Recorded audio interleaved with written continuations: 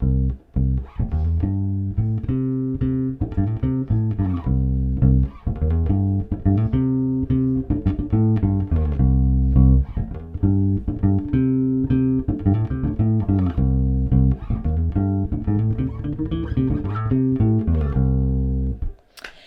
everybody, I'm Ryan Medora, back for another bass lesson.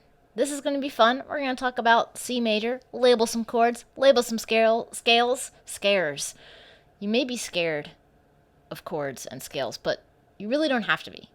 We're going to fix that. And we'll just be like, scales. Not so scary after all. Playing in the key of C, it's just a nice place to hang out. It's a good place to be.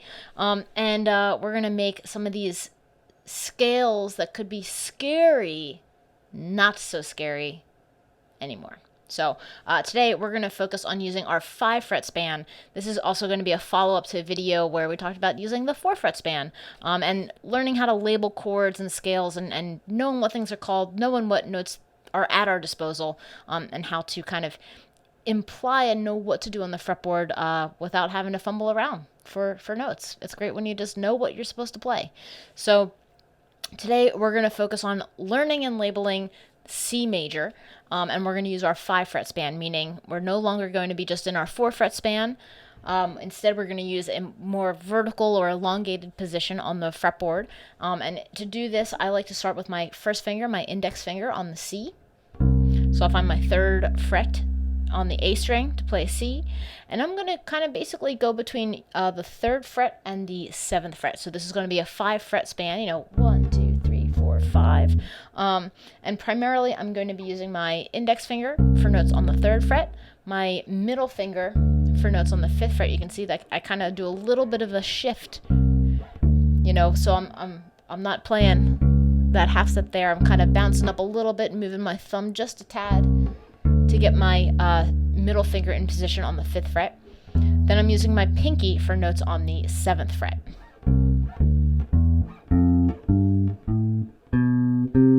And the cool thing about it too is when you go and play a C major scale, which we're going to get to in just a second, you will see that, you play your root note, you play the 2nd scale degree, the 3rd, you do that same pattern 1 string over, 4th, 5th, 6th, and then as your pinky is here, if you just reach your first finger and play the note where it should be, if you're getting your stretches in, you'll be able to complete the scale like so. But this is that 5 fret span where we're kind of working up the fretboard a little bit. So to get into this notion of labeling, we're going to kind of create this pyramid starting at the base with our C major scale, working our way up to the note C at the very top, and then back down. And this is basically just so you know what you can use in terms of note choices when someone says, hey, we're playing in the key of C major. Cool. Great. Let's work it out. So first, we want to play our good old C major scale. Now, you may have learned this from videos I've made or other people have made, like this. And that's great. That's our C major scale in the 4 fret span. Now we're going to play the same exact notes, but we're going to visualize the scale in a different position on the fretboard, and we're going to kind of go vertically. We're going to play our C, D, E with our pinky here on the 7th fret, F, G, A, and then B and C. So you can see that I kind of do a little shift before I get to the 2nd note, and I'll shift back a little bit. And then when I'm here playing this A, if I kind of take a page from the 4 fret span book and know that my pinky is here, I can use my first finger to hit the B and then complete the scale with C, the octave. And there we have it, C major scale, 7 notes. There we go. Now, let's say we don't want to go super hard on this very major sounding tonality. We would just want to play major pentatonic. Just stick to some good old consonant sounding notes. We're going to play our C major pentatonic scale. We're going to go root, 2nd, 3rd, 5th, 6th, octave. Now, I happen to love C major pentatonic. Again, this is kind of like the guitar part to My Girl.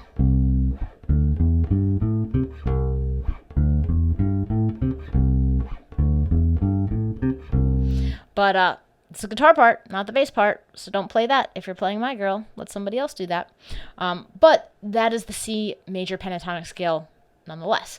So again, we're trying to omit a couple of the notes from the C major scale. We're leaving the 4th out and we're leaving the 7th out just to get the really good consonant sounding notes.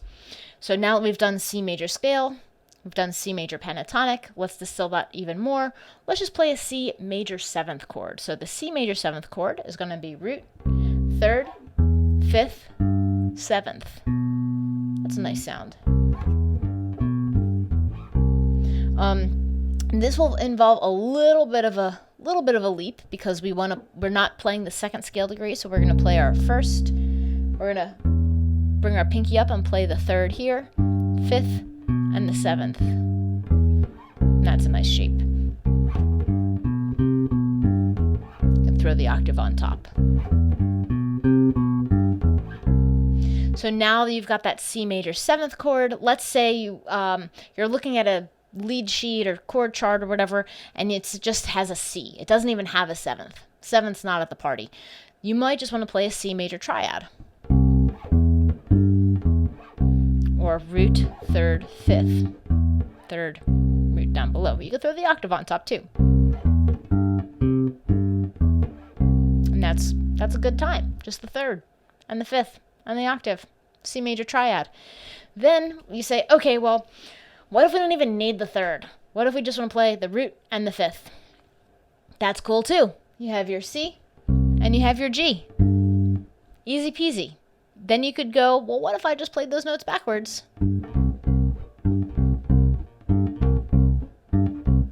Then you've got the bass part to My Girl.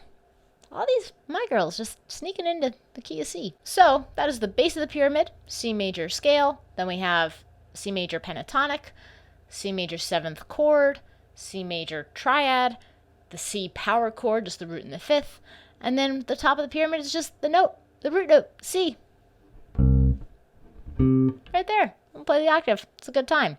So now let's start at the top and we'll expand this. So again, this is if you see, hey, we're playing the key of C. What notes can you play? You can start thinking top down. You can say, okay, I can start with my root note, C. I can play the octave. Then you could say, oh, I know that I can use the 5th. You could even get it lower, that low G. Then you say, okay, well, I could play a C major triad, root 3rd, 5th.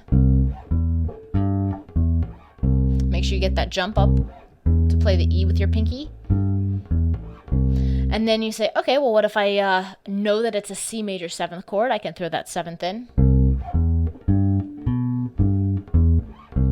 And you say, well, I don't need the 7th, but I want to have a few more notes that I might be able to use over just a regular C major chord. You can use C major pentatonic, root, 2nd, 3rd, 5th, 6th octave, or C, D, E, G, A, C on top. And then finally, the most notes, C major scale.